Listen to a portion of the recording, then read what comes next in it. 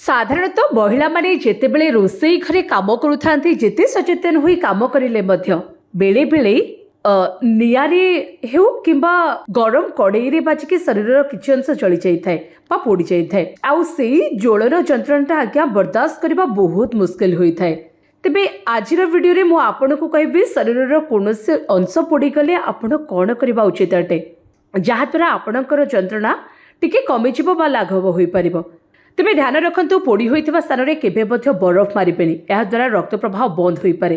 प्रथमतः निआ लागिबा द्वारा त्वचा उपरे तुरंत ठंडा क्षीर जदि आपणक पाखे अछि तेबे ढाली दियंतु एहा द्वारा त्वचा संक्रमणर भय मध्य दूरेई जाइथाय। ध्यान रखिबे क्षीर बिना मलाई वाला थिबो सेबडी जळी जाइथिबा त्वचा रे नडिया तेल लगाइबा सबुठु भल अटे।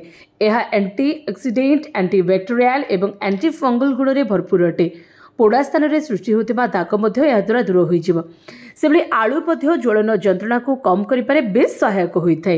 यह द्वारा छाल उतरी न थाए कि फुटका हुए ना एणु शरीर कौन अंश में निआ लगिगले सेठारे तुरंत आलू को बाटी लगे दिंतु आपन को निश्चित भाव में आराम मिल से घी कुआरी जेल औषध भाई आज्ञा कम करें।